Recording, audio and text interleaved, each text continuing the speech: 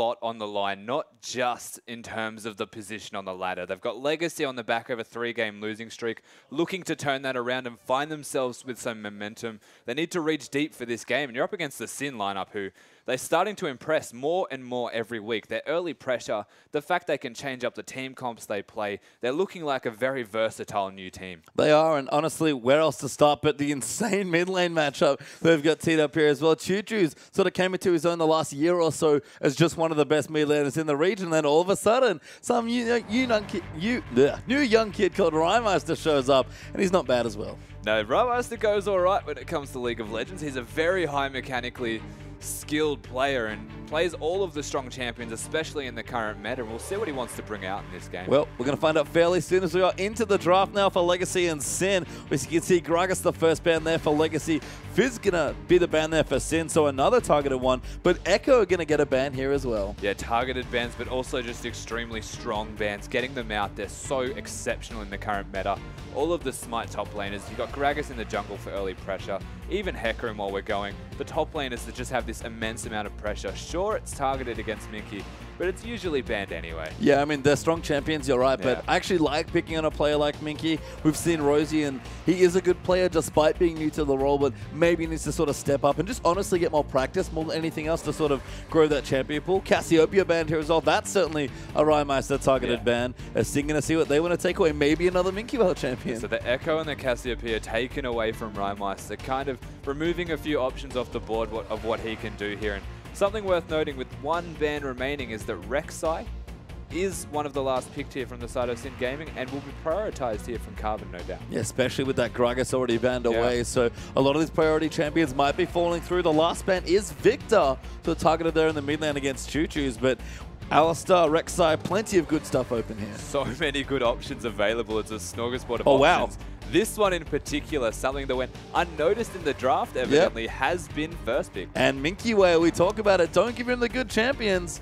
There's the first pick rise on 5.2. Don't give him the good champions. Minky can get carried away with kills and or deaths. And when it comes to Rise, scales exceptionally well. His damage is just through the roof. It is monstrous. Getting that on Minky, who has been one of the big carries from this Legacy lineup since the start of the split, is going to spell only good things here. Yep, a good start to the draft certainly there for Legacy, but Sin, we talked about those other priority picks, the Rek'Sai Alistar in particular. That's open here. Trashboat, a big Alistar player, if he wants to take that away, but Rise is just such a good start to a draft. There couldn't be a better start to the draft at the moment. Rise is so strong. He's got that recent buff. Remember, we are on 5.10, and while we're talking about strong champions, so hello, Sin. I mean, there's the trade, right? You're on the red side. You want to get 2 strong champions and only give 1 away. They did have to give the Rise up, but Alistar and Rek'Sai right where they planned it. Yeah, Alistar normally a first pick, so not a surprise it comes in the first rotation. Of course, Gragas being banned, smartly getting that Rek'Sai, removing the only other really early aggressive option here in the standard junglers. It has open, of course, Sejuani, Nunu, whatever you would like to go. Still even Eve if you're getting adventurous, but taking away that early pressure jungler, you've got Alistar with it. It's pretty much your front line already. Yeah, you're good as far as tank stats go. It's part of the reason Alistar is such a popular champion now, right? Yeah. His ability to dive and be a support anyway just makes him one of those frontliners because of his ultimate.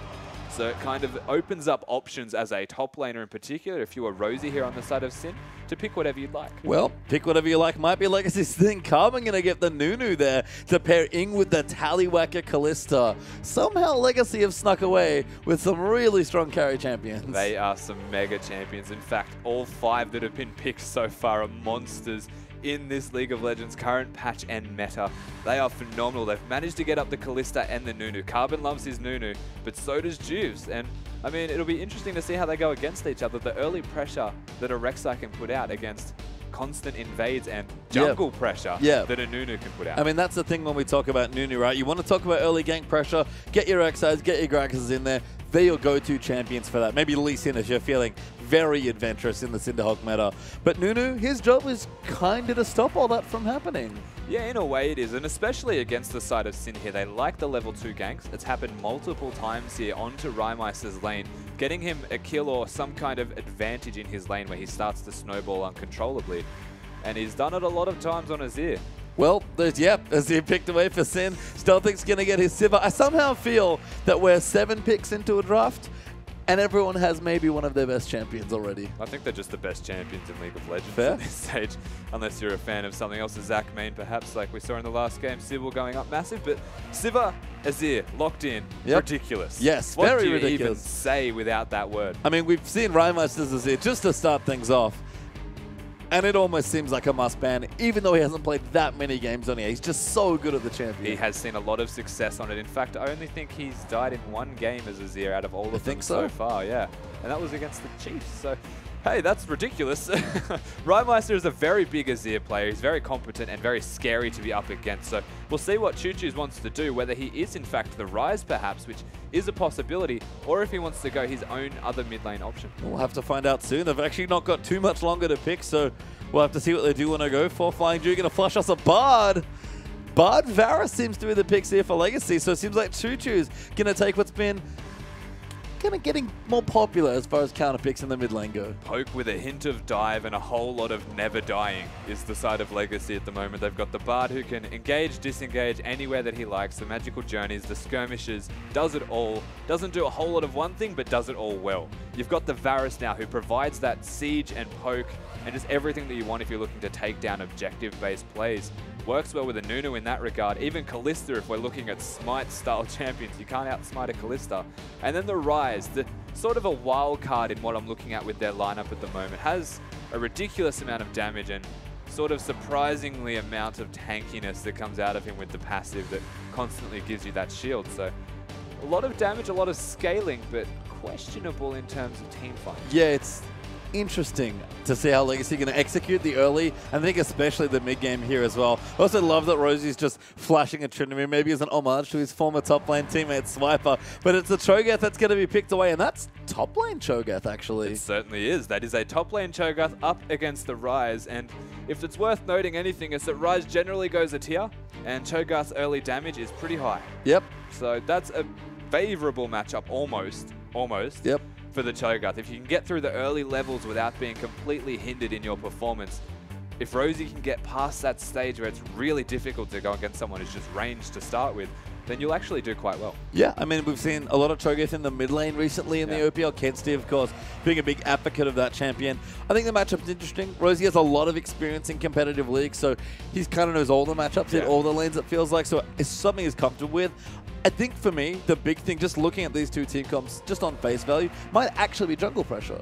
I think it does come a lot down to the jungle pressure, and it's something that we sort of touched on a little bit earlier, is that Juve's jungle pressure generally is in mid lane, or it's in a lane. He doesn't put jungle pressure into Carbon's jungle as much as a gank, whereas you've got a Nunu now on the side of Carbon, and his jungle pressure is pretty much everywhere that the Rek'Sai is not, to take away as much of the jungle or gank somewhere that he can. And then he's also got the potential of just going 3-man bot lane or grouping in a random lane with the Blood Boil and sieging.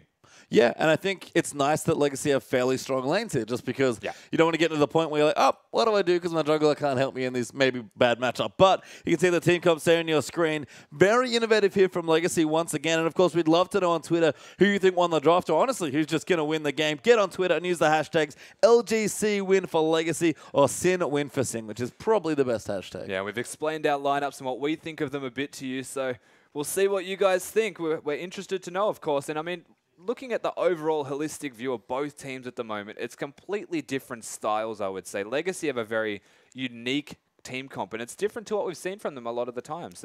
They like that split push and they like the siege, but for the most part, their team fighting nowhere near the Sin lineup. Yeah. And I think it's, again, sort of like the AP Cogmore comp that we saw from them. Really strong draft from Legacy, and I think they've come away again with a really cool-looking team comp with some very good lanes and some good matchups and strong champions.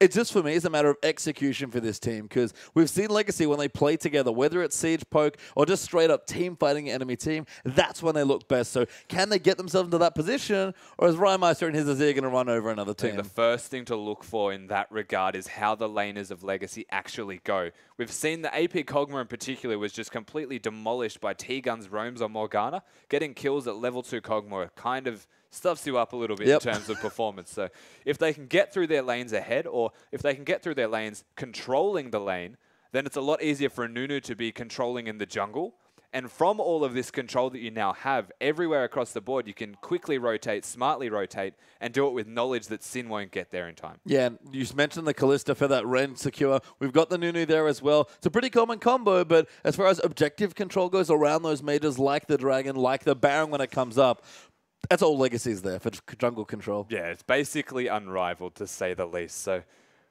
I mean, their lineup is well-rounded at the moment, and Sin, their team fighting is definitely superior, but we'll see what they actually want to do to get to that stage, whether the lanes of Legacy can get further ahead, whether they can control, or whether it's a bit of a struggle for them. Well, we'll get to Sin in just a second here, as we do have some stuff to give away. We had a competition last week asking you guys to snap and tweet to us the 3rd and 4th Dragon from last week games, and we're very happy to announce we have some winners of some lovely Logitech mice there. So coming up there, Moyus from Twitter there, congratulations, you have won one of our first mice.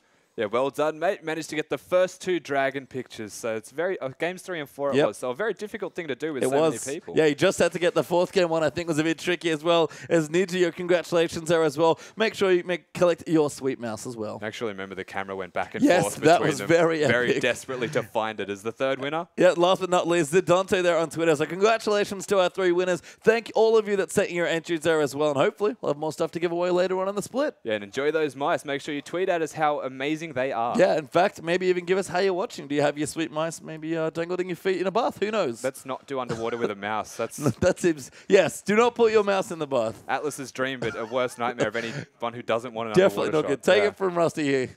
Ex-competitive player, do not put your mouse in the bath. I can confirm it's very hard to left-click and right-click with that. Not good stuff. But Sin, you mentioned their team comp.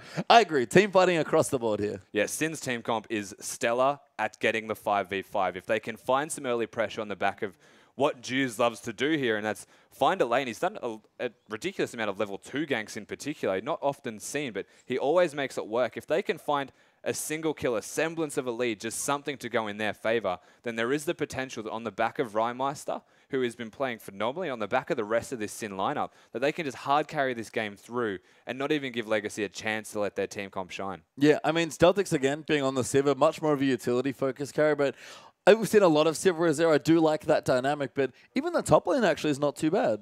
Yeah, it's not too bad at all, really. I mean, it's quite safe. It's interesting. What I really wanted to... Speed the Cho'Gath in. Yeah. The Cho'Gath is one of the more interesting things to discuss in this lineup, and how is it actually going to work as well? A lot of displacement spells, I guess, to make life easier and harder for them, but it's all down to execution. It is indeed, and that's going to be a massive thing here, especially in the early game, as we do get out onto Summoner's Rift for our next game here. Legacy taking on Sin, and Sin, they've certainly been rising in the last few weeks, and Legacy desperate for a win. A 4th loss is not what they want here at all. No, looking to reset that clock of their wins and losses. The score doesn't matter. It's how they perform in this game. Momentum, a big factor for Legacy at the moment, as they have maybe found it. Ooh, Flying Jew, nice double binding. Gets Trash Boat and Juves there and plops down a ward. Carbon as well. Very festive there in his new skin. Going to put down his own trinket wards, but Sin stacked as 4 actually, with Stealthix just off to the side, making sure they get a good look into this jungle. Yeah, smart reaction and instant rotation, as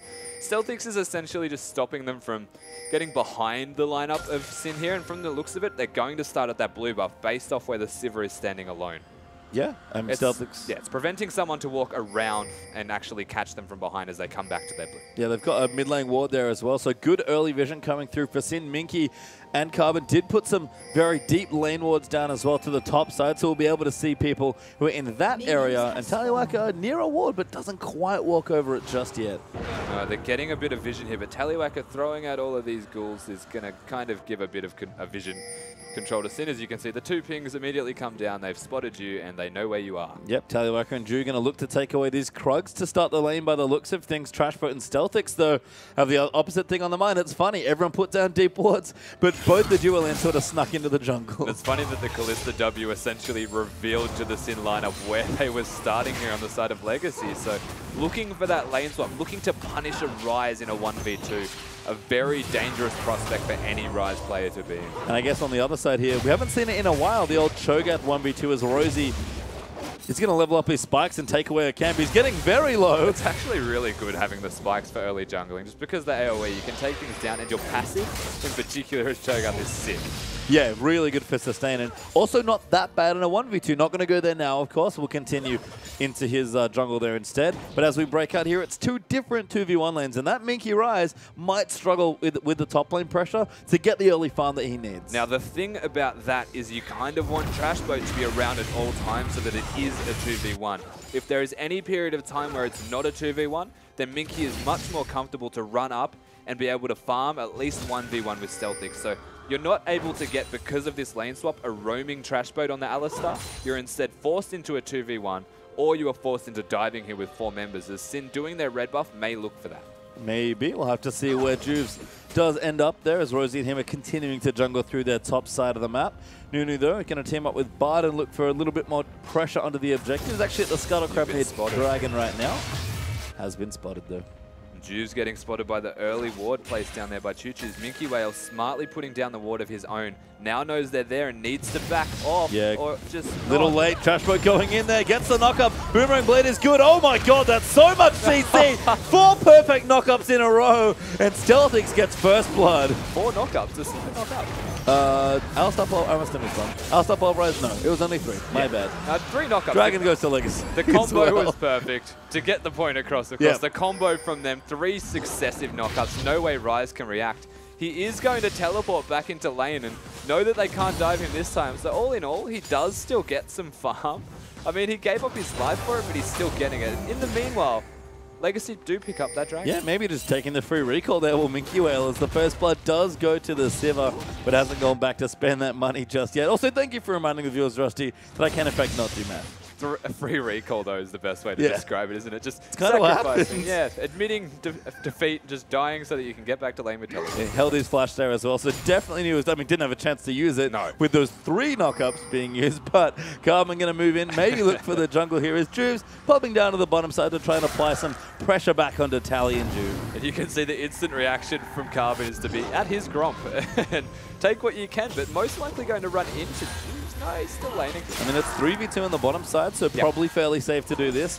I mean, you do want to jungle on the same side as your dual lane, so keeping that there as Trash Boat goes in. Minky's found Stealthix, flash forward, goes through. Pulverize is good. Stealthix forced to flash away, though. And Minky, in a 1v1, taking out the Sivir. This is exactly what I was talking about, is you cannot let Minky Whale sit in a 1v1. Sivir has a lot of early pressure and damage, but it's never ever comparable to that of Minky Whale on the Rise. The second that Alistar leaves the lane, Trash Boat having to come in and save his AD carry's life, still having to use the heal and flash his Stealthix.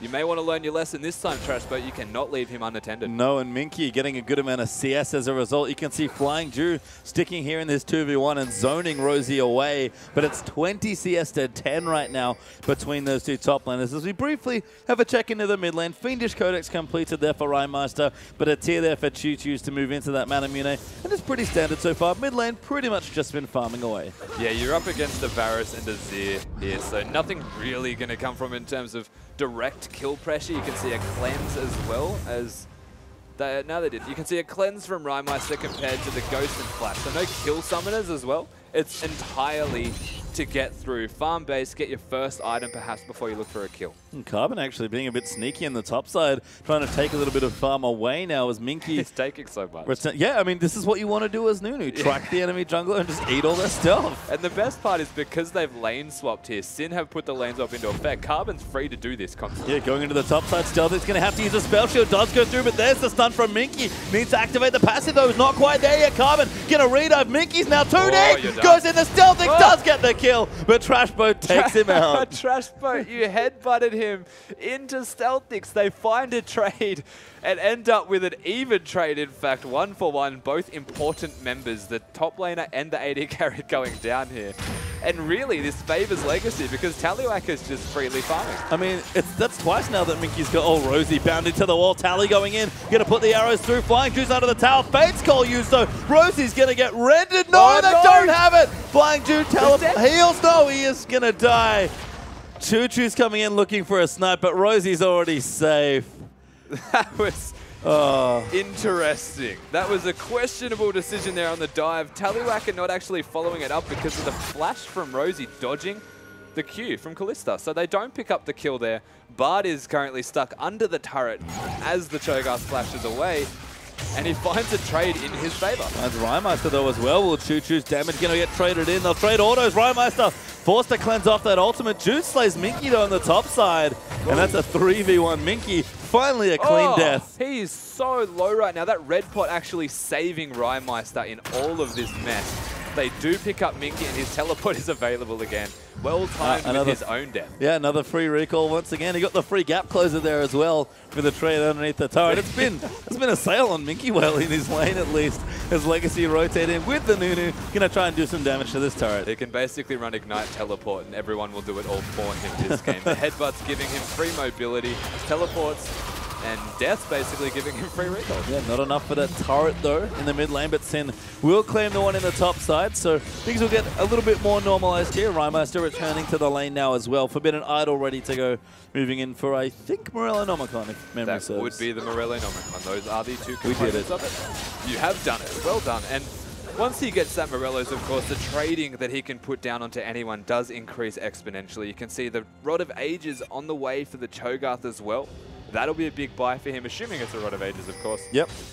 I can't imagine it being a Righteous Cloak. I don't think so. I mean, I was curious to see what Rosie was going to build, but I think it would make sense just to go for your fairly standard mid build or something very similar. Red buff, a blue buff, sorry, going to get donated over also there as Rymeister will pick that one up for himself. And Tallywacker gone back and got himself a longsword for that, presumably a Vampiric Scepter and a BF sword now as well. Yeah, nice item buys here right now for Tallywacker. And you compare that to what they've got on Stealthix as they are swapping back to a 2v2.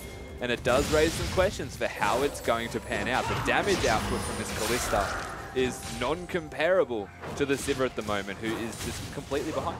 Yeah, actually Tara as well going to go down. Minions will finish it off there as Tallywacker gets a poke in there from the Pierce.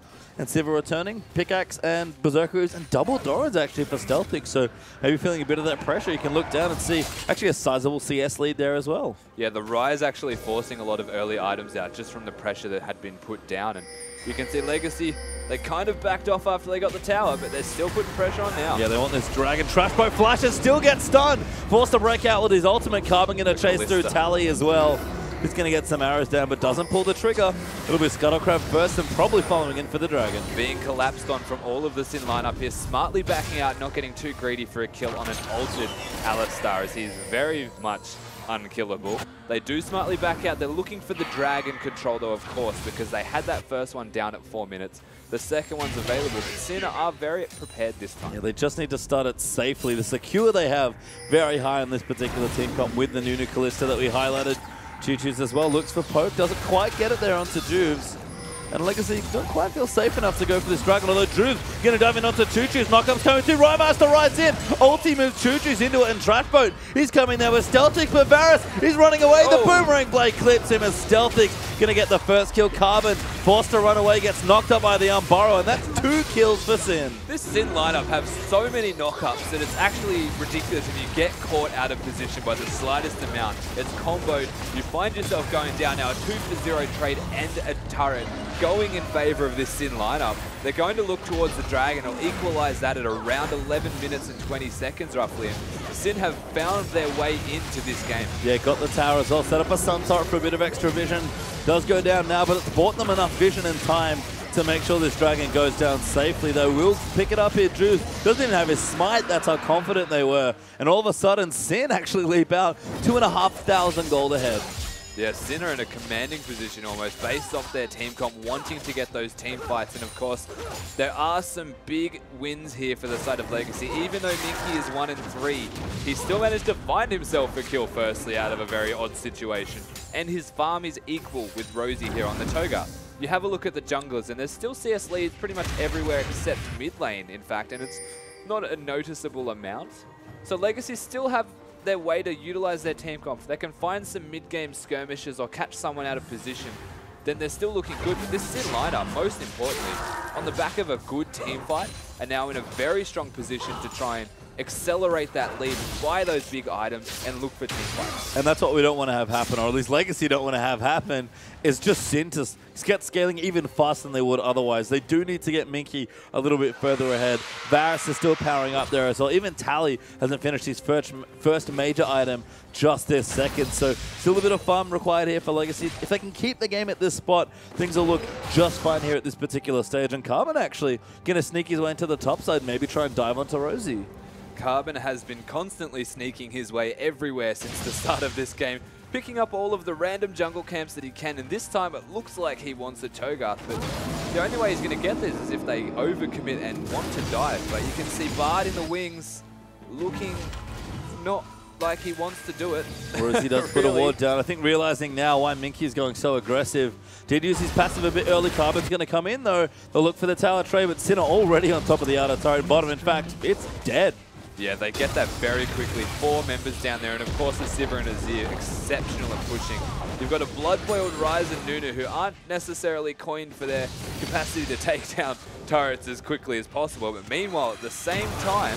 Flying Jew in trouble, maybe 4-man strong. Rhymaster ult is in back, good flash. That's a hard will wall. Get him to safety, but the tower may not be so lucky. Top tower falls, Tallywacker comes back to the bottom side, but it's just to see that tier 2 go down. Fantastic flash there though from Jew. That wall is massive, so being able to get through that, super well done from him. They're trying to stop the turrets going down. They do get the top lane and mid lane turrets. All in all, dead even trade. The only difference is Kallista's going to look to freeze. The rest of Sin, they're actually going to force him to group. And that's great here for Sin right now. We talked about their 5v5. That's what they want to be looking for. Legacy need to sort of work their way around the map a little bit more and try and eke what objectives out they can before they can get to a spot where they can reasonably challenge Sin here. Dragon, thankfully, not up right now, so not a point of contention for either team just yet. In fact, it'll be blue buff that Rymeister will now get donated over to by his jungler Jukes. And of course, needing that blue buff here, having the Morellos as the first buy, very difficult to sustain through a lane without having that blue buff to keep the mana trades up. You're up against a mana immune, of course, here on the side of Choo-Choo's and this Varus, so he can just keep pelting out arrows till the end of time. Very comfortable in a 1v1, so smartly getting that. I think as well, the nice thing about Varus is kind of a lot of like Jace. His mid-game is just incredible. Yeah, it's massive. Once he gets the flat pen item and works towards that last Whisper as well, the power spikes that come out of the Varus, his siege, his poke, everything about the Varus just exponentially increases and becomes this unstoppable force. If they can make it work, if they can't continue to keep the Varus ahead much like Jace, it starts to fall off a bit, and you need those kills to keep you at least ahead of the curve by a tiny amount. And what do you think Legacy might be looking to do here? Because right now, there's a lot of farming happening. I'd probably say try not to die to the Sin lineup in this situation. They need to group up once they get control of the sideways, control the jungle, and make a pick on the back of Nunu's jungle control here against Rek'Sai. Or, because Sin are trying to force things, very, very effectively force things though, they need to turn it around in their favor. Counter engage or pick someone when they try to siege. Oh, Rymeister going to push down the mid now, try and get a bit of damage done to the turret. We'll get some help here. Trashboat going to roam in there as well. In fact, the rest of the team's coming as well. Trashboat gets a tower shot, because why not? And Legacy is going to follow them. Minky, though, will pick up the empty lane CS as he's stuck in the top side. And again, right now, Legacy at least feels like they're playing quite reactively. They are playing reactively, but they're also controlling the minion waves quite nicely, which is worth noting. You can see pings came down from Sin. They need to address this bottom lane blue dot stack, which is unbelievably massive. All of the minions there ready to go down. Sin putting that sun turret there to put pressure. I thought they were going to go all in for the top turret. Instead, rotating to the mid lane, a questionable decision. Yeah, just sort of moving back and forth. Haven't quite got an objective in a while, but Dragon will be up in about a minute's time. So that is the next objective of Sin. Do want to look for it. Going to clear out the Scuttle Crab now as well, just to secure some additional vision. Might look to go back. I have a funny feeling Stealthix has got a big pot of gold to go and spend. You can see Legacy just sort of sweep out vision on their side of the map though, and keep getting stronger. Yep, about 800 gold there for Stealthix. Not massive, but a decent amount. A pot of gold. And Minky, that's true. And Minky just went back and spent a massive amount of gold as Flying Jew might have found in there. Teleport coming through for Minky. Does get the slow, but Rosie going to try and disengage him. Gets bound to a minion though. Now the stun's coming through for Minky, and there's nothing Rosie can do. Not a single thing in the world will save him there. But meanwhile, the response. Trashboat goes in, misses the pole. And Choo-Choo's gets the defensive ultimate. Are you kidding me? That did massive. so much damage. That was unbelievable, the amount of damage he just put out right there. Actually managing to pick up Trashboat with his ultimate available. That's what he gets for missing the flash pulse. Yeah, I mean, I guess so is Legacy now. And second win here is they're going to push down the top tier 2 as well. That won them a whole lot there as Choo-Choo's just outplays them 1v3 under his own turret. Manages to pick up a kill in what was a very dire situation for him. Meanwhile, the top lane turret, and more than just that. Yep, more friends coming. Drew's now going to get ulted there by Carmen. Rymeister dashes away to safety, but Tallywacker pops the Ren button to take out the jungler. And the Dragon's back alive. It's Legacy's now to take. Absolute Zero getting the full charge out right there because of Minky Whale hitting the bind while stuck inside it. Destroying what was there of Juice's health bar, and they managed to get a kill. They get the top turret. They end up getting 2 kills, in fact, because Trashboat went down. Now they're moving to the Dragon. This Legacy side suddenly reinvigorated. Yeah, bouncing that gold right back out here as you've got about 600 gold ahead for the Sin lineup. So still with a lead, but a slim one now. So we are going to have a replay. So this is what? Stealthix though, as we do not have a replay just quite yet. Minky in the bottom side going to clear out some minion waves as his passive ticks away. He's able to AoE them down quite quickly. Is scaling on that, does have his Rod of Ages, but it'll take a little bit of time to come online. But Choo-Choo's, who just had a comprehensive outplay in the mid lane, Distortion Boots, Manamune, and that Brutalizer done, presumably going to work towards that Last Whisper you mentioned. Yeah, he's upgraded the boots, no doubt working towards the Last Whisper. Wants to start ramping up with that constant stream of armor penetration. He's not far away as we're going to see the replay this time of how much damage the Choo-Choo's actually puts down. It is unreal. The tower actually hitting at the same time, which is what made it seem like a ridiculous amount. Of course, that tower shot dealing extra with each attack chunked him in itself. Jubes has to tunnel away as Flying Jew takes a magical journey aggressively in the top side of the map. Stealthix and Rymeister with a massive amount of wave clear. Going to get them out of it, but Choo-Choo's just over the wall, firing a couple arrows. Sin trying to get control of this top side of the map by the looks of things, but Legacy doing their best to keep them out. Yeah, Legacy doing what they can here to control their vision. Of course, it is quite easy with the Nunu. They do manage to keep up a fair amount of control. It's slightly defensive at the moment, and I mean, it's almost 20 minutes. I don't think the Baron will be the option here from Sin, but that's where they're playing around. I mean, yeah, pushing down the top side of the map. Want to make sure they get it as Rymeister is able to get his blue buff there as well. So I guess with the Dragon down, it may be a bit more important. Honestly, they might even just be scared of the potential because Legacy, they can do Baron rather swiftly. Or if there's one thing Legacy can do, we mentioned this in the pregame, that's objectives. Yep. That is the Dragon, that's the Baron, that's any camp in the game. If they're left without actually being noticed, it will go down super quick. Minky as well, trying to keep the lane back here. Farm up as much as you can. Juice maybe been caught out, forced to tunnel away again. Relatively safe there on the Rek'Sai, but doing a lot here to get some deep vision down. And again, Legacy just keep pushing him out of that jungle.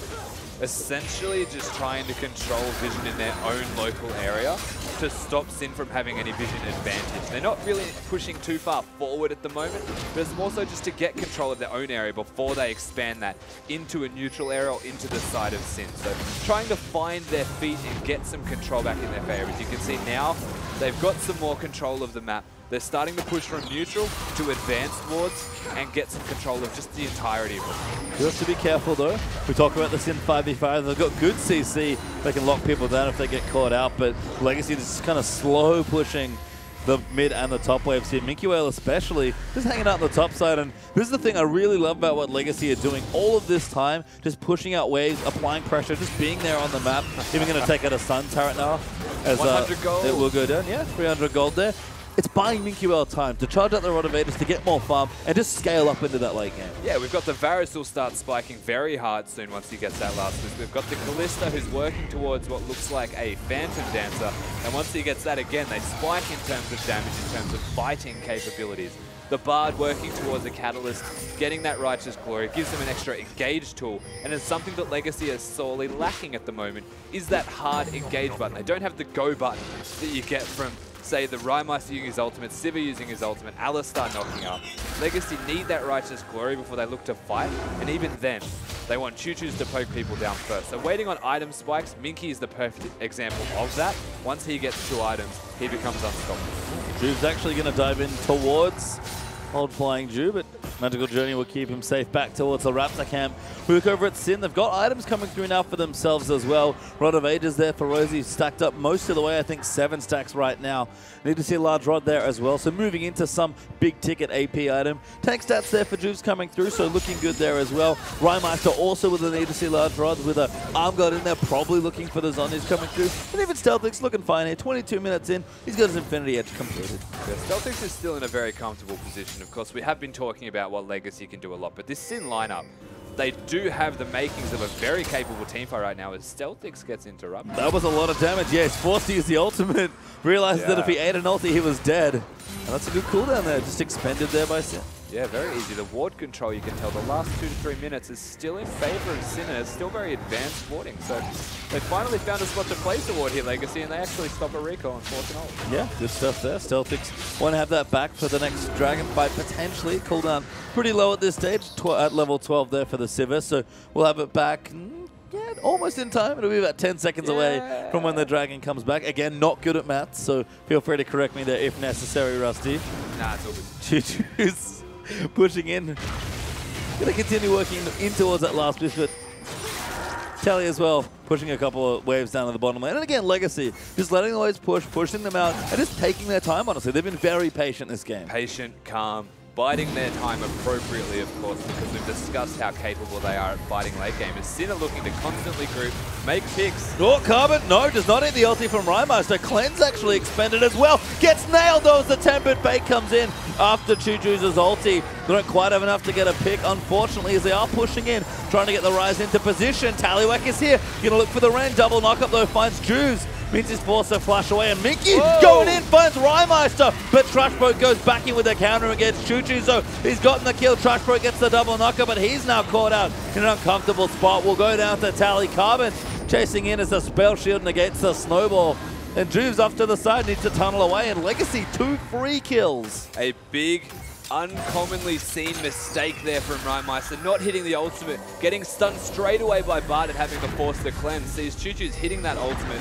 getting the chain straight on top of him, forces everything out of Rhymeister. The flash, the Zonias, all out of the way, and then you can see Minky while the rest of Legacy just completely run over them. Great score pop. Rosie needs to get away, gets knocked up, bound there as well. Celtics trying to get the damage in, but Rosie getting low. Minky almost gets boosted to death, but the ulti is good. Callista gets the kill there, out onto Cho'Gath as Rek'Sai takes out Rise. Tally though going to clean out the double as Stealthix falls as well. And they might have lost 2 people, but at least they stopped the Baron. They did stop the Baron, and the rest of this Legacy side very low at the same time. So Juves managing to pick up a kill, looking to stalk around and just stop some recalls, but not actually spotting him.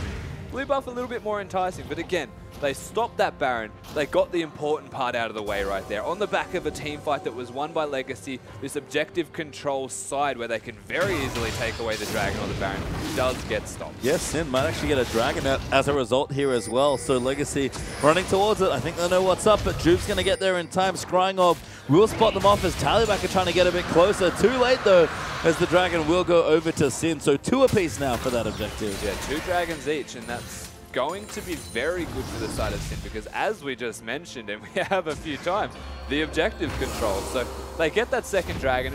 It's basically just holds any chance of a 5th dragon win condition until like 60 minutes if everything keeps at this pace.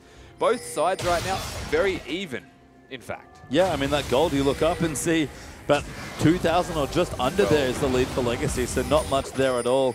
Stealthix on the top side trying to push these waves back as Ju goes in. Trashboat headbutts him out of the magical journey. Choo-Choo's ulti's good. Forced a break there by Trashboat. Juve gets out of it as well, but Trashboat now taking damage. So Rhymeister going to dive back in. Ultis them back away. Tallywhacker goes down as Rosie's ported in. He's caught Carbon there as well. The Feast will look to come down if he had it, but he does not. Good double binding there as Juve's going to dive his way back in, but Minky too threatening. They did well to disengage given how that had turned around. Tallywhacker actually poising himself underneath an Alistar with the Pulverize available. Gets knocked straight into Rhymeister, who uses the ultimate and just became a ragdoll and died straight away. So small mistake there, overcommitment from the side of Legacy, looking for a pick on the back of what was a good situation. Turns on its head. Good poke there from Choo-Choo's. might keep things reasonably safe around the Baron area. You can see the last wisp has been completed for Varus, so he's good to go as far as damage goes. Does get the transform now as well, so Muraman are now completed. A build order there for Tallywhacker, the same build we saw from King in the last game there on his Kalista. Righteous Glory there for Flying Jew. 10-stack Rod Evaders and a bit more coming through now for Minky Whale. Legacy finally at the point where they feel comfortable with those items. Yeah, they've got those big items. The only one they're really waiting for now is Minky Whale. He's got that fully stacked Rod, but working towards getting that Archangel Staff. Once it's a Seraph as well, Minky's power spikes infinitely. So waiting on basically just that at the moment. As you can see, the Locket, the Righteous Glory, that's their big engage tool. They actually have a go button now, which is a big factor. They didn't have that up until now. And of course, as you mentioned, the last Whisper, Varus is big. And he's done. I think it feels like for me, much like Jace back in the day, you sort of got to this item and everything just, you were kind of good. Everything else was a luxury. Well, this is like the peak spike in comparison to the rest of the side. His Sin, Rhymice is going to keep getting bigger and bigger with every item that he buys, whereas comparatively at this point in time, Choo Choo's is always going to be bigger just from the raw damage that he can output. Of course, being able to get the Mercurial, some sustain, some extra raw damage, it's all going to help him scale super well, but this is his moment. Well, Legacy going to try and line up a seat here in the bottom side. We'll see if Choo Choo's in particular can be an impact here with the items. Carbon actually finds a whole team. That's a Sivir ulti pop there. They really want the Nunu. But ulti's good though. Finds onto the 2 engaged targets. Trashboat has used his ulti, but is getting locked up. He's forced to flash out. Drew's now going to take a bit more poke as Legacy look for the re-engage, but they don't have vision. Drews dives his way back in onto Carbon. Screams there for Rosie. Drews, though, getting killed as the rest of his team just isn't coming in. Trashboat, no ulti left there as Rhymice is forced to go in and take out Drew, but Tallywhack is doing damage. Minky Whale's going big. He gets eaten there by the Cho'Gath, but it's 3 for 2. The Trader's Tally might make it worse there. He gets knocked up, but everyone else is okay. 3 for 2 trade at the back of that. Only Minky Whale and Flying Jew going down as Tally actually found himself in the opportunity to take out a very convincing fight on the back of an amazing Bard Stun by Flying Jew. Unfortunately gets knocked up by the Alistar, sacrificing himself for the team. And then the Emperor's Divide actually knocking him further away as they have to disengage after that. They find themselves with a very close fight, and this game is just close. This game's really close. About 1,500 gold up for Legacy, but that's almost nothing here at the 29-minute mark. You look through the matchups, bottom lane practically even, mid lane practically even. All right, Minky does actually have a fairly sizable lead. That's a good thing to point out. He's almost 1,000 gold ahead, and Carbon's sort of got the other part of the gold lead. But that's basically it here. Legacy, as far as 5v5 goes, we sort of highlighted earlier, don't really want to pick a full-on team fight here with Sin. No, they don't want to directly run at their face, of course. You can see that is Sin's job at the moment, utilizing that Sivir and having the Righteous Glory from the Alistar. Their sole purpose at this stage is to just run into the face of Legacy, catch them out of position with the lack of mobility from a Varus perhaps. But of course, 2 summoner spells, they've got the Bard to disengage, turn it around, absolute zero. Legacy are basically completely prepared to say, come at us, Sin. We'll take you on. And they're looking at, might be looking to fight now, sorry, as Minky, he's got his Seraphs and the Spectre's Cal for a bit of defense. Bled through and King just got completed there for Tally, and Choo Choo's has a bit of extra AD as a good ulti disengages the rest of Sin. Maybe they need to keep running. They do. Minky actually continuing to push as Carbon also able to run away on the fairly tanky Nunu. Legacy just trying to kind of run Sin around this map. That's funny, they use the exact things we were talking about. Sivir Ultimate, Righteous Glory, and they go onto Choo Choo's on the Varus. He just used that Ghost and his ultimate, put the chains on them, got out.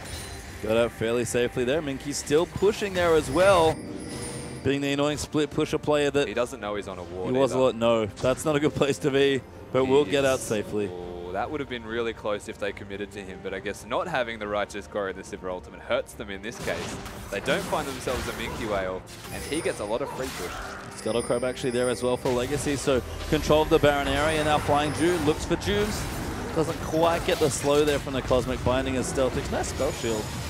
Will kind of clean out that queue. Dragon's back up in 5 seconds now as well. It'll break the tie and give the team their first 3rd Dragon of this game. There's a lot riding in this game. We already said it's close, but doesn't take too much to see why here. 2,000 gold still ahead for Legacy.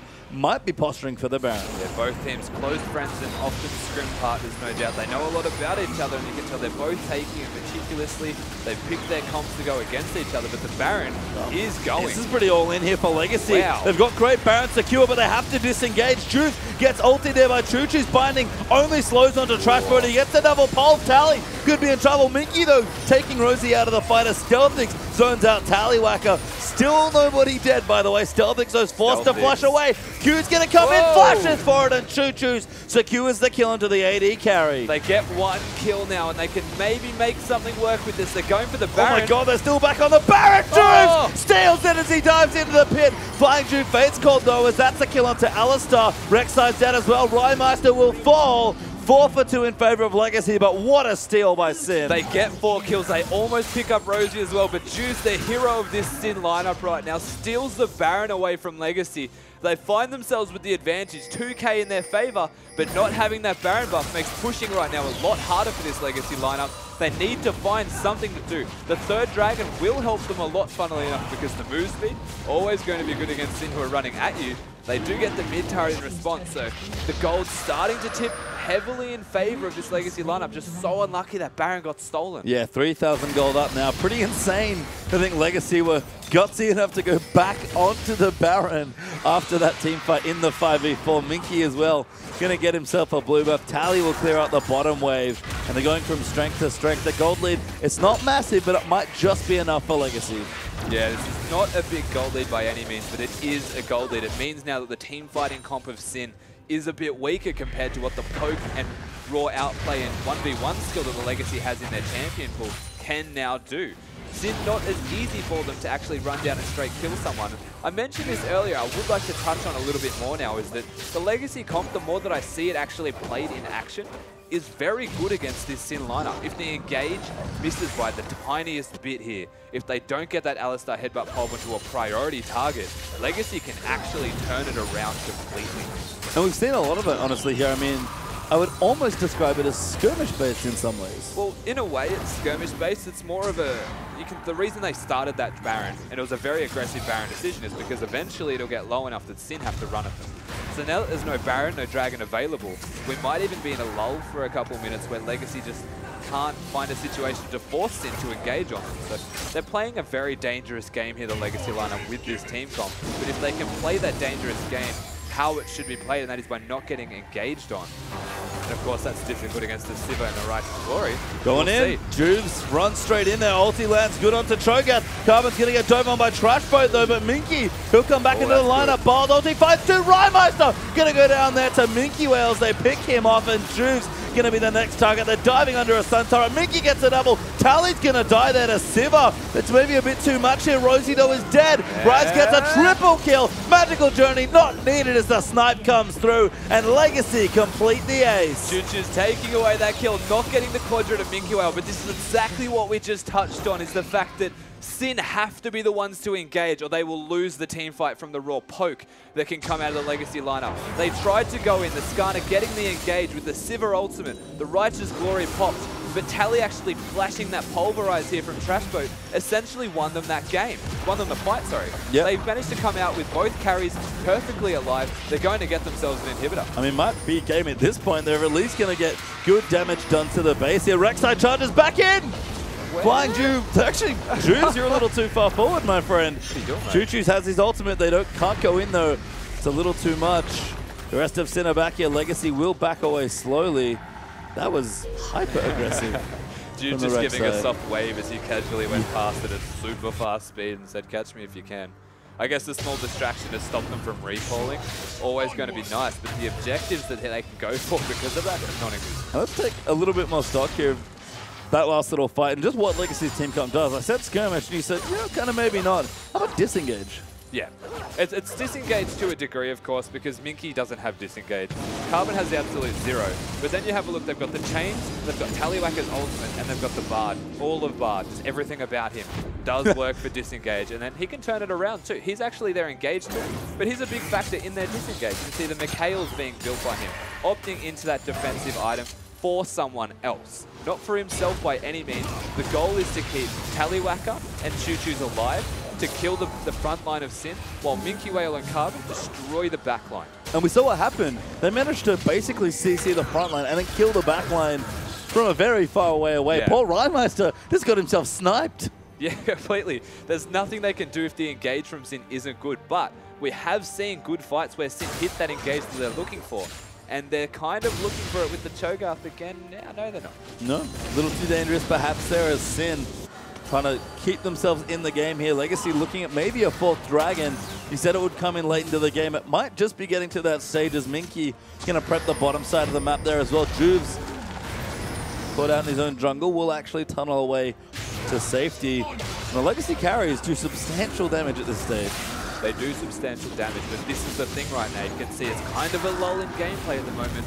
Sin tried their best to get a team fight, and you can see the lead has expanded more and more for the Legacy lineup. They'll try and hit this poke down, but if it doesn't connect, they can't force Sin to go onto them.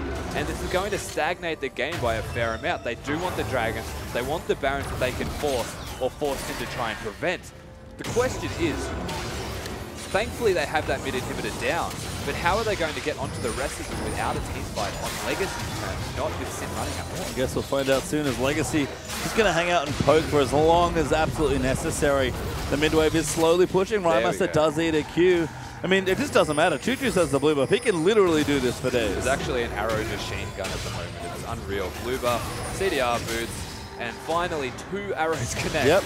All it takes. Now they give up the tower. Yep, Legacy in fact going to tank it there with Tallywacker. Happy to just sort of auto-attack it there as everyone else going to dive back through. Legacy going to get themselves the 7th tower of the game. That gold lead starting to rack up a bit more. It's actually not a massive lead here, only maybe 6,000 gold up for Legacy.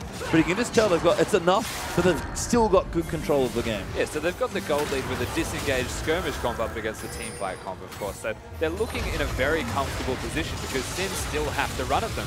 With the gold discrepancy, it's very difficult for Sin to come out ahead or even get a kill without running at this Legacy lineup. They've got the Dragon now, they've got the Baron in 25 odd seconds.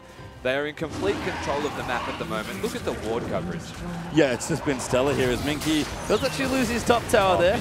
The tier 2 goes down, yet the Winions helping out. Dragon will melt though to the damage of Legacy as Minky is going to shove out the top side. Baron is up in 10 seconds, so that's a consideration, but Legacy, they're just going to run straight to the Bard ulti. Nailed onto Rhymeister. Fate's Call's popped as well. They really want him dead, but they can't quite get it. Trash Boat though, caught out of position, gets the pole onto Tallywacker. Still alive, there was Choo Choo.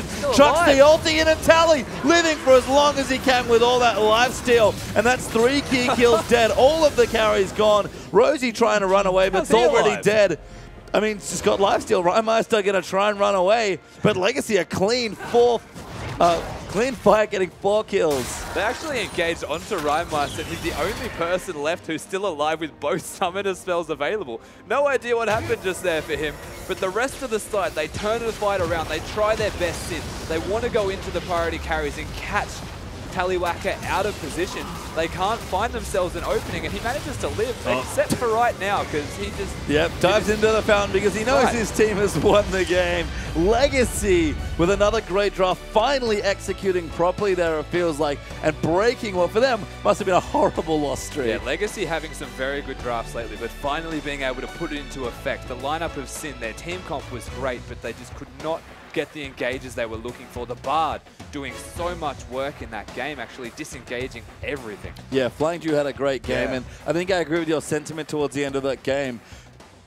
When there's all this poke and all this disengaging, you're forced to play into your opponent when they can be reactive like that. When you're ahead, it's just so difficult to come back. Yeah, and of course, and you would almost want to say the game was won on drafting, but that's not at all true because Sin had the team to actually take down Legacy right there. They had the Sivir ultimate, they had the Righteous Glory, they had all of the engage in the world, the Rek'Sai, of course, being able to go straight in, Alistar, but they just could not find the targets. Tallywacker flashing at the appropriate times. Choo Choo's always just being in great positioning to never get caught. And the Legacy lineup just made easy work of that eventually. Yeah, but executed really well. Yeah. Nice to see Legacy sort of playing back together with the team. And you know what? We're going to pop outside for a bit more on that win with Atlas and Spawn. Welcome to Outside. Yeah, thank you very much, Pastry Time. It's absolutely... Don't you laugh at me, Spawn. This guy's always on my case. But yeah, definitely a fantastic game, as illustrated by Pastry Time and Rusty, that we just witnessed. Legacy, just playing fantastically. But things didn't exactly get off to the best start. So let's bring up a quick replay, Spawn, because Mickey Whale struggled a little bit underneath his tower. Yeah, let's break down another level 1 that came through, this time from Legacy. So you can see... the lane swaps come through. Minky's gone to lane to try and leech at least experience. It's always good to get yourself leveled up as a top laner, but there are 4 people heading towards him. So as we roll this one out, you see that they've shoved the wave in with a cannon creep. That's really important because it's going to stay alive for a long time. Gets a good headbutt pulve into the wall. Takes another bounce up. Takes the 3rd bounce just for good measure. It does end in Legacy being able to pick themselves up a dragon.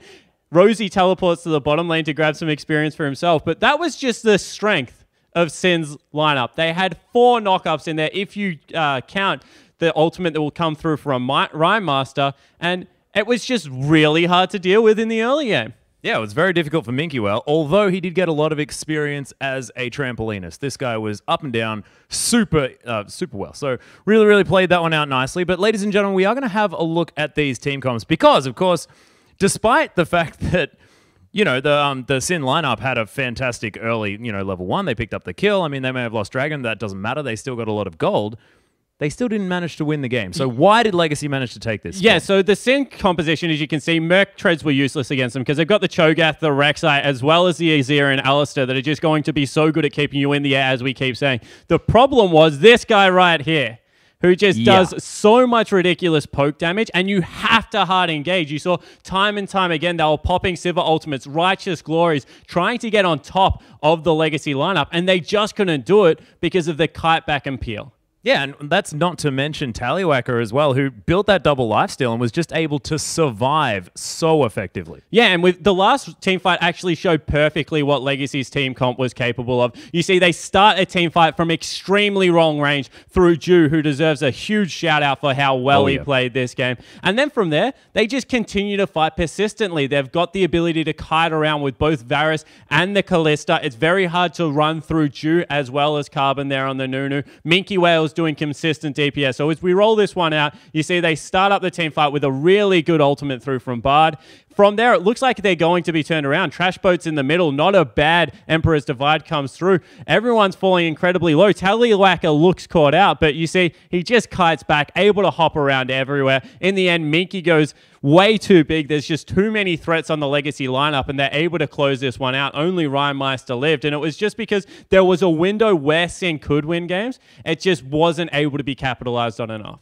Yeah, and the fact that Minky got gigantic as well, he was sort of a byproduct because you have Bard there for the peel, you've got Carbon doing a fantastic job, his ultimate placement was very good, so everyone going for Tallywhacker means that Minky he just wanders around and throws empowered abilities at everyone. Yeah, and the legitimate magic damage threat in the top lane meant that even though they went with double AD carries, one which is a poke champion, you have to itemize armor, Minky just had free reign of the map. Yeah, he most certainly did. But ladies and gentlemen, we are going to throw it back to the caster desk. But on our way there, let's have a listen to Legacy as they took down a team fight with Sounds of the Game.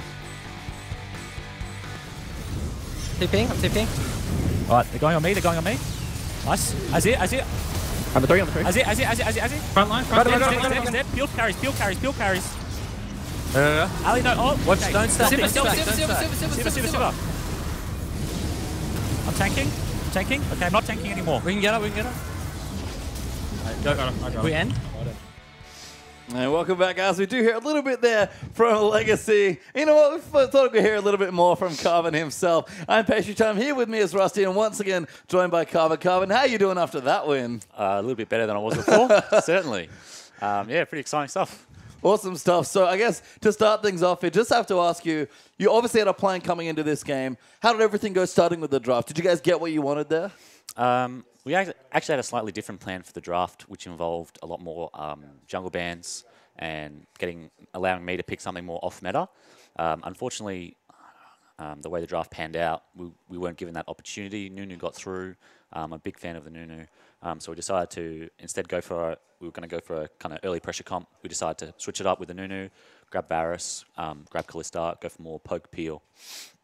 No, so it went exactly as planned in a roundabout way. You made the decisions kind of in the later stages of the draft and got what you were planning for. And at what stage in the draft really did you actually work out what the team comp was designed to do? Because you were seeing all of this hard engaged tank frontline with it's almost like a standard team comp from Sin. And yours was a little bit more abstract from looking at it a bit more stand back point at drafting. Well, like I said, we first picked the Ryze, and originally we were going for that early pressure, get the Ryze snowball, Ryze super OP right now, and try and just let Ryze run through the game. Yeah.